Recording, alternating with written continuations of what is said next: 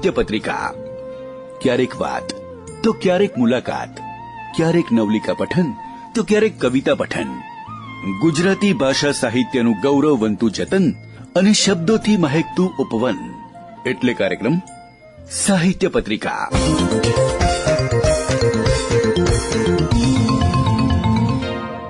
નમસ્કાર મિત્રો, આજના સાહિત્ય પત્રિકા કાર્યક્રમમાં આપનું સ્વાગત.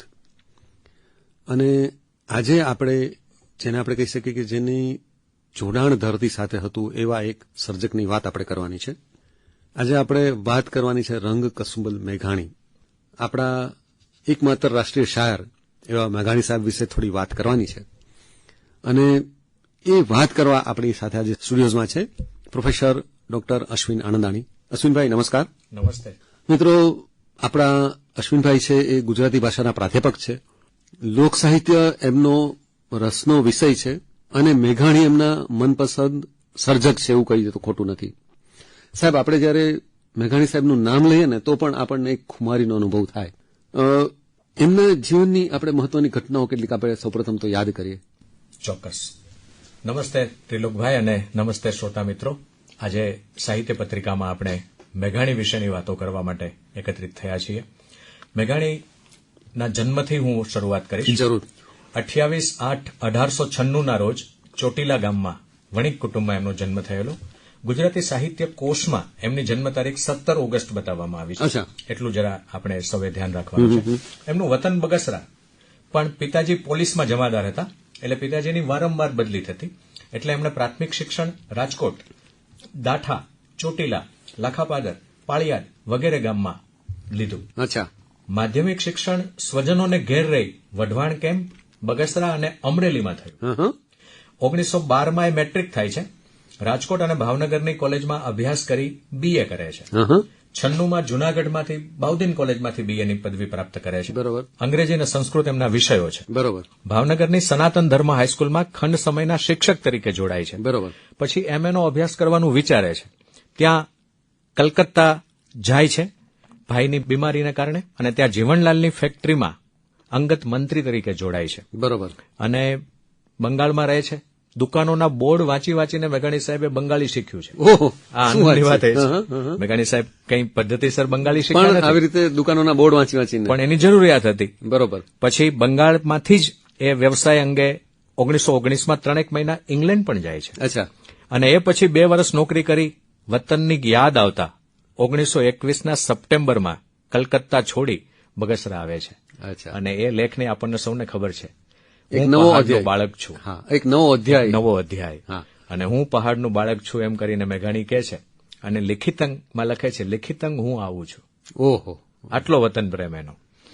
વતન આવ્યા પછી થોડો સમય દિશાશૂન્ય બની ગયેલા.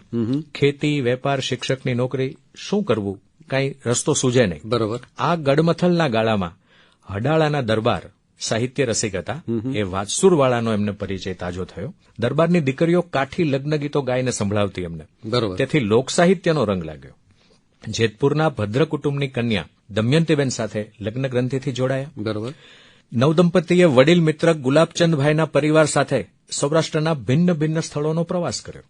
આ પ્રવાસના પરિણામે મોતીની ઢગલીઓ અને ચોરાનો પોકાર એવા લેખ લખાયા. હવે આ ચોરાનો પોકાર એ લેખ મેઘાણીને ક્યાં લઈ જાય છે સાંભળવા જેવું છે.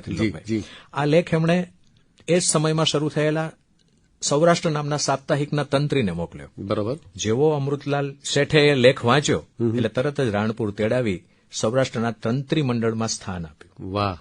ત્યારથી એમની પત્રકારત્વની કારકિર્દી શરૂ થઈ. 1926માં સૌરાષ્ટ્રમાંથી છૂટા થયા. બરોબર. 1930માં સત્યાગ્રહની લડતમાં જોડાય છે. બરોબર. અને એ દરમિયાન 2 વર્ષ જેલવાસ પણ ભોગવે છે. 1932માં ફૂલછાપ સાપ્તાહિકમાં જોડાય છે. બરોબર. અને રાજકીય રંગ આપવાનું નક્કી થતા ત્યાંથી છૂટા થઈ 1933માં મુંબઈ જાય છે. જન્મભૂમિ દૈનિકના કલમ અને કિતાબ કોલમના સાહિત્ય પાનાનું સંપાદન સંભાળે છે. વાહ. 1936માં વળી બોટાદ આવે છે. પુનઃ ફૂલછાપમાં જોડાય છે. ફૂલછાપના તંત્રી બને છે. એ પછી ફૂલછાપની જે પ્રગતિ છે આપણે જાણીએ છીએ. 1946માં રાજકોટ ખાતે ભરાયેલી ગુજરાતી સાહિત્ય પરિષદના સાહિત્ય વિભાગના પ્રમુખ બને છે. 1928માં એમને રણજીતરામ સુવર્ણચંદ્રક અને 1946માં મહિડા પારિતોષિક મળે છે. 1933માં પત્નીનું અવસાન થાય છે.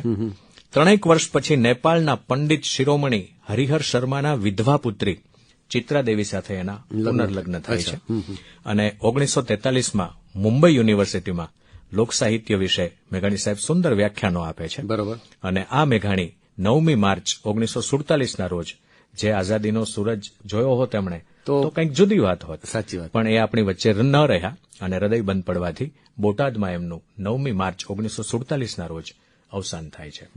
એટલે આપણે એમ કહી શકીએ કે આ સાહેબ આપણા ઝવેરચંદ મેઘાણી સાહેબની એક જીવન યાત્રા. અશ્વિનભાઈ, હવે એમના સાહિત્યના લગભગ બધા સ્વરૂપોમાં એમને આપણી ભાષામાં કંઈક ખેડાણ કર્યું અને કંઈક પ્રદાન પણ કર્યું, અદભુત પ્રદાન કર્યું. આપણે સૌપ્રથમ એમ કરીએ કે એમની કવિતા વિશે આપણે વાત કરીએ, પણ એ પહેલા એક જે બહુ જ આપણે આપણી અત્યારની ભાષામાં આપણે કહીએ કે માઇલસ્ટોન, એક આપણે જેમનો એમના જીવનનો માઇલસ્ટોન, એ ધંધુકાની કોર્ટમાં એમણે એક નિવેદન કરેલું અને એ બહુ પ્રસિદ્ધ થયેલું. તો એની વાત આપણે થોડી કરીએ. ત્રિલોકભાઈ, સૌરાષ્ટ્રના 3/5/1930ના અંકમાં આ ધંધુકાની અદાલતનો અહેવાલ પ્રગટ થયેલો.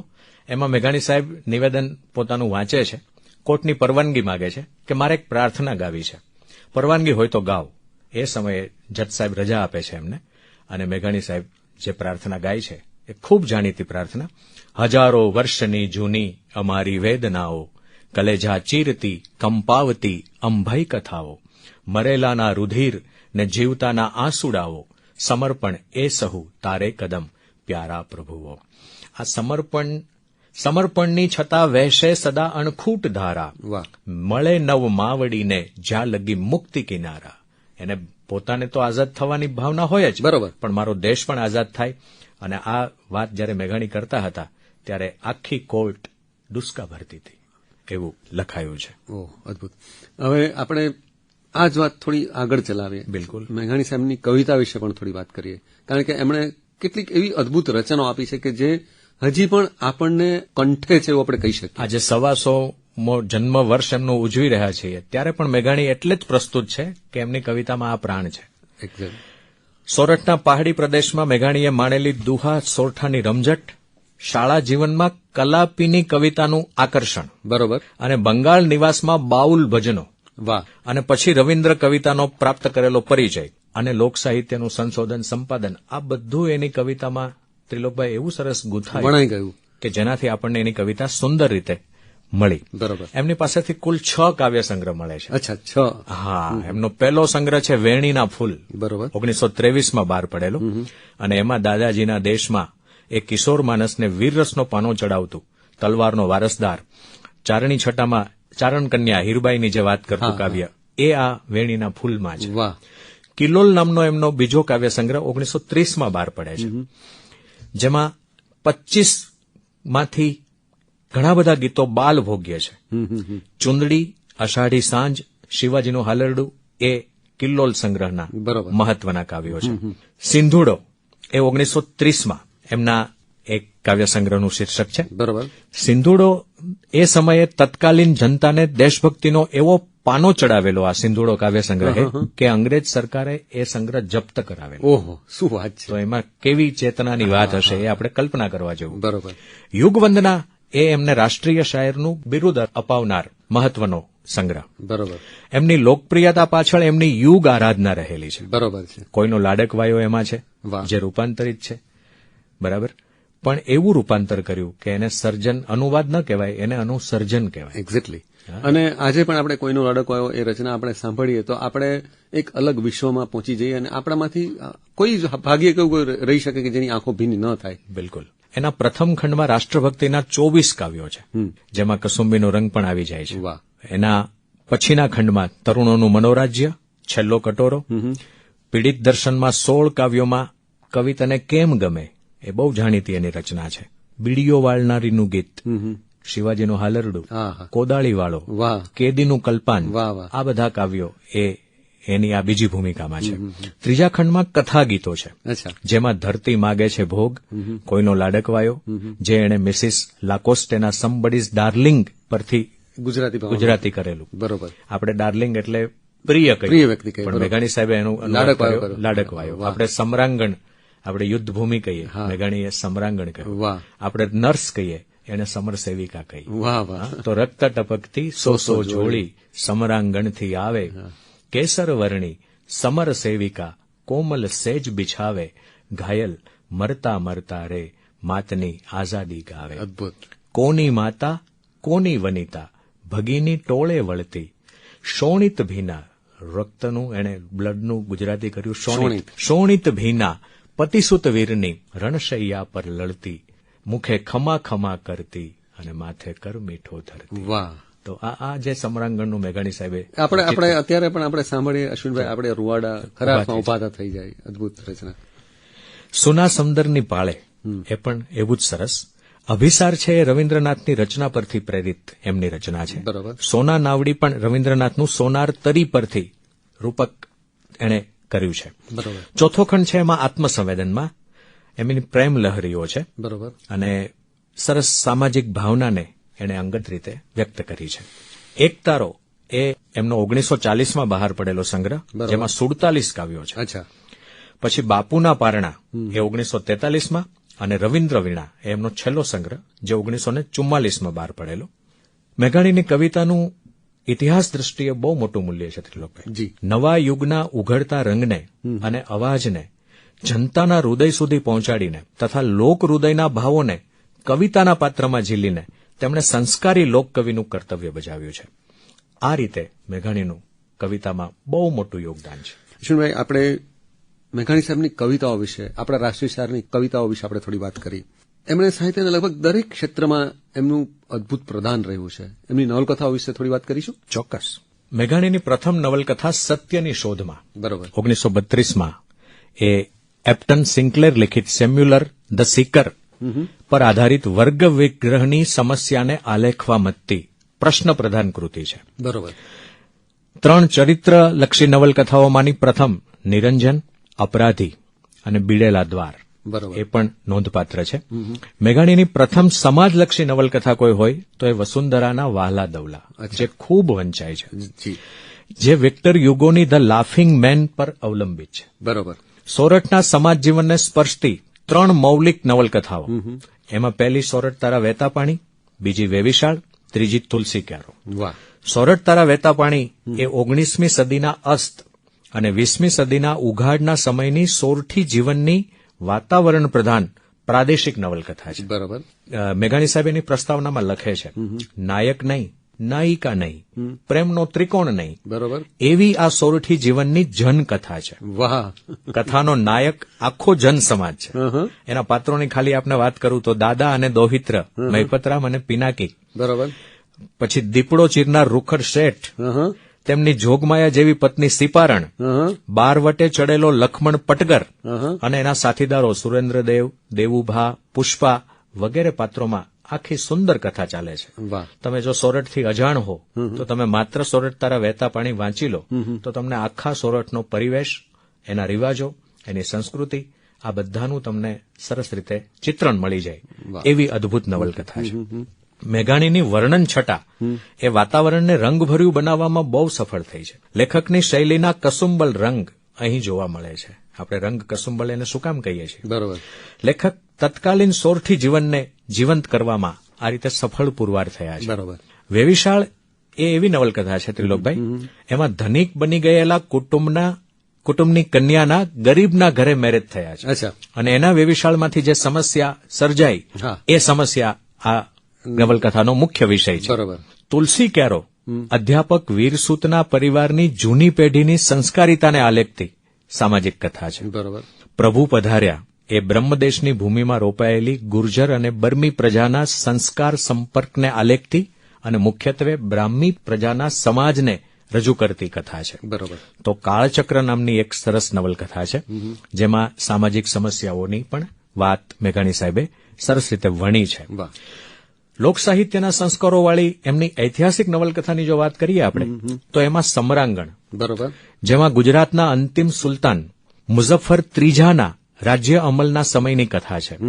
તો રા ગંગાજળિયો, બરોબર, એ 15મી સદીનો જૂનાગઢનો રા માંડલિકમાંથી મુસ્લિમ ધર્મ શા માટે અપનાવે છે એને આલેખતી કથા છે. પછી ગુજરાતનો જય, આપણને ગુજરાતનો નાથ એટલે મુનશી યાદ આવે, બરોબર, પણ મેઘાણીએ ગુજરાતનો જય એ 2 ભાગમાં વિભાજિત છે, જેમાં 13મી શતાબ્દીના, વિક્રમની 13મી શતાબ્દી, બરોબર, છેલ્લી 25મીમાં વસ્તુપાળ અને તેજપાળને હાથે ગુજરાતના પુનરુદ્ધાર માટે જે પ્રયત્નો થયા છે તો વસ્તુપાલ તેજપાલને સરસ રીતે યાદ કરતી કોઈ નવલકથા હોય તો એ ગુજરાતનો જય છે. બરોબર. સાથે સાથે એની નવલિકાઓની પણ આપણે વાત કરી જરૂર, હા. કારણ કે એ સજોડે છે. બરોબર છે, સાથે જ છે. રવિન્દ્રનાથની જે કથા હતી એ કથાઓ કાહિની બરોબર. નામનું એનું ટાઇટલ હતું. એમાંથી મેઘાણી સાહેબે એને રૂપાંતરિત કરી અને ટાઇટલ આપ્યું કુરબાનીની કથાઓ. વાહ. મેઘાણીનું મૌલિક વાર્તા સર્જન 1931 થી આરંભાય છે. એમની 62 જેટલી મૌલિક નવલિકાઓ, ઓહો. મેઘાણીની નવલિકાઓ ભાગ 1 અને 2 માં અને પછી વિલોપન નામનો એક સંગ્રહ બરોબર. એમાં સંગ્રહિત છે.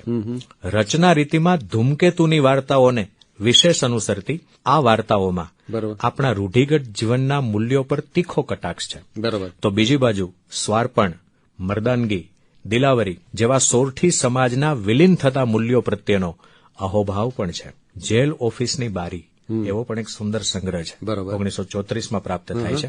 એમાં જેલની સજા પામેલા ગુનેગારો તથા તેમના સ્વજનોના જીવનનું આલેખન મેઘાણી સાહેબે કર્યું છે. બરોબર. અને ઉત્તમ મેઘાણી સાહેબનું વાંચવા જેવું પુસ્તક જે ખૂબ ભણાયું, વખણાયું એ માણસાઈના દીવા. હા. 1945માં ગુજરાતના આપણા અદના લોકસેવક પૂજ્ય રવિશંકર મહારાજને મોઢે સાંભળેલી ચરોતરની ચોર લૂંટારૂ ગણાતી બારૈયા પાટણવાડિયા કોમના માણસોમાં રહેલી માણસાઈને ઉપસાવવામાં આ માણસાઈના દીવા એટલે શીર્ષક આપણને બહુ જ સૂચક લાગે. હા. અને રવિશંકર મહારાજ આ ગુનેગારોને પોલીસને હવાલે કરે. ગુનેગારોનું એટલું હૃદય પરિવર્તન કરે બરોબર. કે એ ગુનેગારો કે હવે અમારે આ ગુનો નથી કરવો, બરોબર. અમારે પોલીસમાં હાજર થવું છે. પણ એ માટે રવિશંકર મહારાજ પગપાળા કેટલું ચાલીને જાય, અધિકારીઓને વિનંતી કરે, એ બધી કથા માણસાઈના દીવામાં અદભુત છે. વાહ. ઘણી બધી યુનિવર્સિટીઓના અભ્યાસક્રમમાં આ કૃતિ છે, એટલે એનું મૂલ્ય આપ સમજી શકો છો.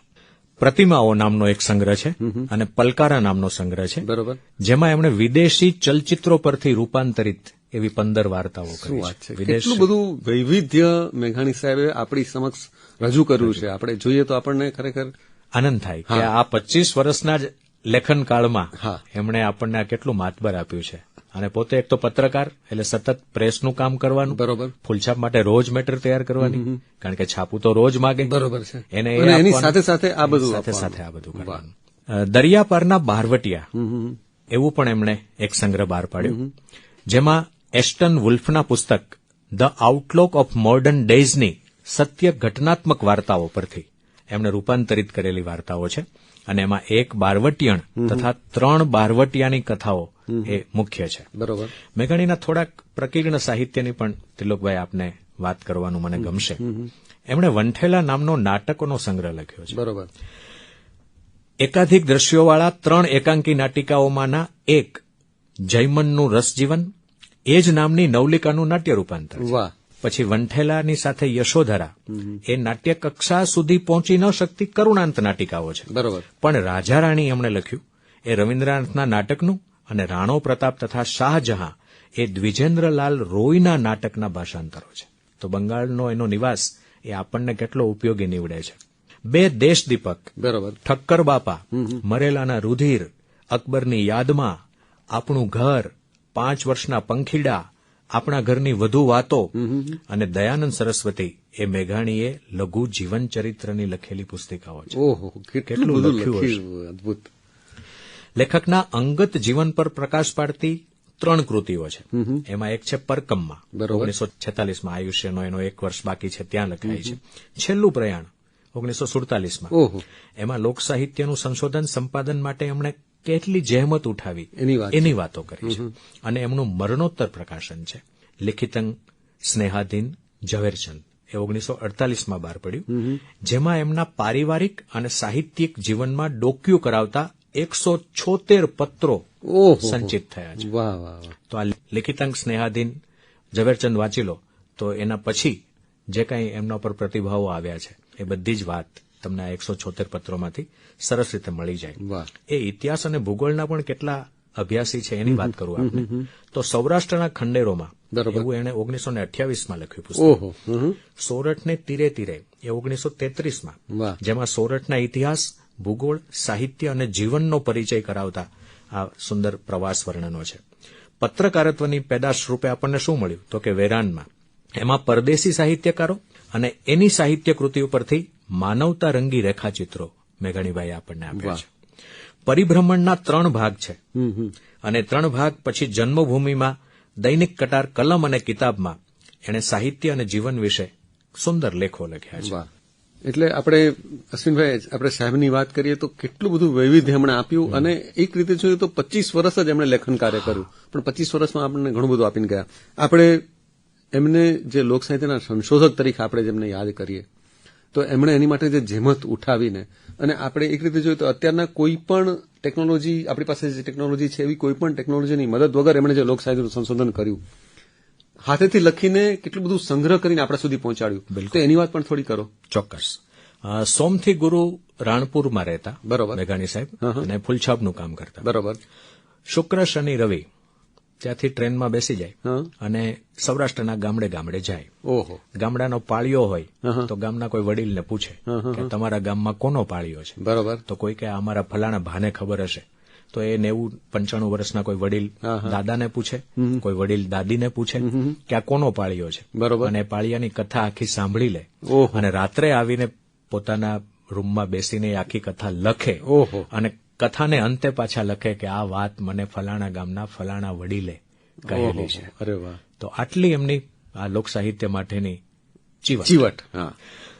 કલકત્તાથી પાછા ફર્યા પછી એમણે ખૂણે ખૂણે આ રીતે ફર્યા. બરોબર. અને લોક સાહિત્યનું સંપાદન કર્યું. એનો સંગ્રહ આપણને મળે છે પ્રથમ પુસ્તક રૂપે ડોશીમાની વાતો. મેં તમને કહ્યું એમ આ રીતે ગામના વડીલોને મળે. બરોબર. અને એ વાતો સાંભળીને એમાંથી એમણે આ પહેલું સંપાદન કર્યું. બરોબર. સાહિત્ય જગતમાં કોઈ પ્રતિષ્ઠા અપાવતું હોય મેઘાણીને, અને આજે પણ મેઘાણીની ખૂબ વંચાતી કોઈ કૃતિ હોય તો એ સૌરાષ્ટ્રની રસધાર, જેના 5 ભાગ છે. અત્યારે 5 ભાગનો બૃહદ સંક્ષેપ પણ મળે છે. બરોબર છે. તો એમાં તમને સૌરાષ્ટ્રનો આખો ચિતાર, એની બારવટિયાની વાત, એની દિલદારીની વાત અને એની પ્રસ્તાવનામાં ત્રિલોકભાઈ જુદી જુદી જ્ઞાતિના જે આંતરલગ્નો થયા હોય અને એ લગ્નને કારણે જે કોમની ઉત્પત્તિ થઈ હોય એની બહુ સુંદર કથા સૌરાષ્ટ્રની રસધારની પ્રસ્તાવનામાં છે. એટલે જે મિત્રોને સમાજ જીવનમાં પણ રસ હોય એમના માટે આ સૌરાષ્ટ્રની રસધારની પ્રસ્તાવના બહુ જ કામની છે. સોરઠી બારવટિયાના પણ 3 ભાગ બહાર પડે છે. તો સૌરાષ્ટ્રની રસધારના 5 ભાગ, સોરઠી બારવટિયાના 3 ભાગ, અને એ પછી એમણે કંકાવટી નામનો સંગ્રહ બહાર પાડ્યો. બરોબર. એ પણ 2 ભાગમાં, અને એમાં ચમત્કારી તત્વોવાળી નૃવંશ શાસ્ત્રના અભ્યાસીઓને ઉપયોગી થાય એવી 46 વ્રત કથાઓ લખી છે. અદ્ભુત. દાદાજી અને ડોશીમાની વાતો અને રંગ છે બારોટ એ એમની બાળ ભોગ્ય વાર્તાઓ પરિકથા પ્રકારની છે. સોરઠી સંતો ખૂબ જાણીતું પુસ્તક, અને પુરાતન જ્યોત એ બિન સાંપ્રદાયિક લોક સંતોની જીવન કથાના સંપાદનો છે. અને સોરઠી ગીત કથાઓ એમાં અંગ્રેજી બેલેડને મળતી 13 લોકગીત કથાઓ છે. રઢિયાળી રાત, બરોબર, એના 4 ભાગ 1925, 26, 27 અને 42માં. એમાં શું શું છે તો એમાં દાંપત્ય જીવન, હાલરડા, બરોબર, રમકડા, બરોબર, વિનોદ ગીતો, રસ ગીતો, નવરાત્રીના જોડકણા, સંસાર ચિત્રો, ઋતુ ગીતો, કજોડાના ગીતો, ઇશ્ક મસ્તીના ગીતો, કથા ગીતો, જ્ઞાન ગીતો વગેરે શીર્ષકો નીચે સુંદર રચનાઓ છે. બધું એમણે એક રીતે જોઈએ તો લોકો પાસેથી લઈને આપણા સુધી પહોંચાડ્યું. અને પત્રકાર હતા એટલે એની સૂઝ અદભુત હતી. એટલે એને ક્રમ સાચવો. કસુંબીનો રંગમાં પણ જનનીના હૈયામાં પોઢનતા પોઢનતા, પછી પીધો કસુંબીનો રંગ, તો પછી બેનીના કંઠે નીતરતા હાલરડા. તો એને જે આમ ક્રમ જાળવ્યો તો એ તમને આમ દેખાય કે માની પાસે આપણે ઉછર્યા, પછી આપણી બેને આપણા જીવન, બરોબર છે, પછી આપણી દિલદાર પત્ની હોય એનો આપણા જીવન પર પ્રકાશ હોય. તો આ બધી વાત આ એની પત્રકારત્વની જે સૂઝ હતી એના કારણે એની રચનાઓમાં આપણને સરસ રીતે મળે છે. જુદી જુદી કોમના લગ્ન ગીતો પણ એમાં સંગ્રહિત થયા, અને એ સંગ્રહનું નામ છે ચુંદડી. એનો ભાગ 1 અને 2. પછી હાલરડા આખો એક જુદો સંગ્રહ એમણે 1928માં બહાર પાડ્યો. ઋતુગીતો 1929માં, સોરઠી સંતવાણી 1947માં, અને સોરઠિયા દુવા પણ 1947માં.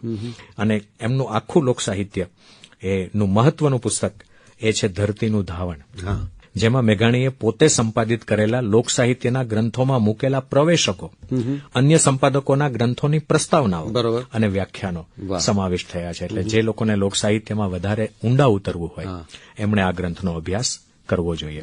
લોક સાહિત્ય પગદંડીનો પંથ એવું 1944માં બહાર પડેલું પુસ્તક. એમાં કમલાશંકર સ્મારક વ્યાખ્યાનમાં એમણે જે વાતો કરી એ છે.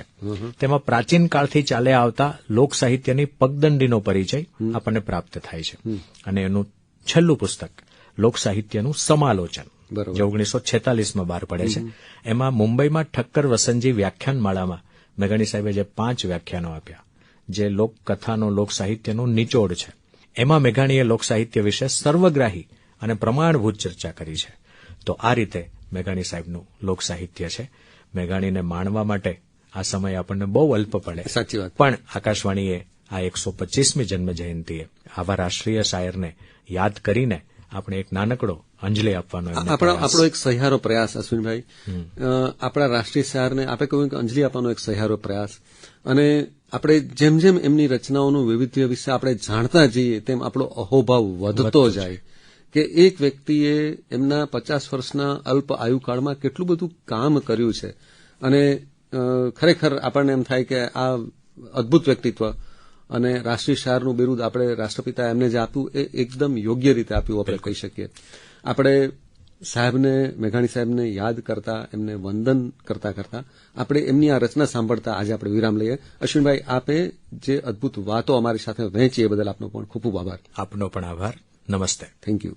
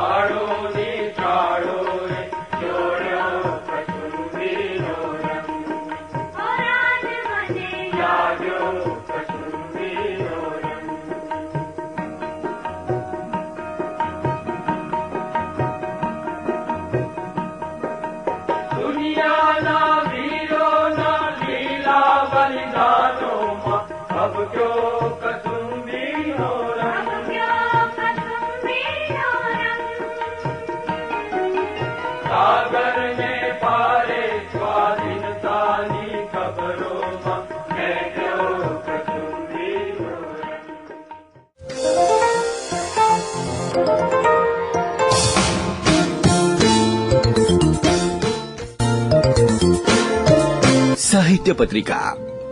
ક્યારેક વાત તો ક્યારેક મુલાકાત, ક્યારેક નવલિકા પઠન તો ક્યારેક કવિતા પઠન. ગુજરાતી ભાષા સાહિત્યનું ગૌરવવંતું જતન અને શબ્દોથી મહેકતું ઉપવન એટલે કાર્યક્રમ સાહિત્ય પત્રિકા.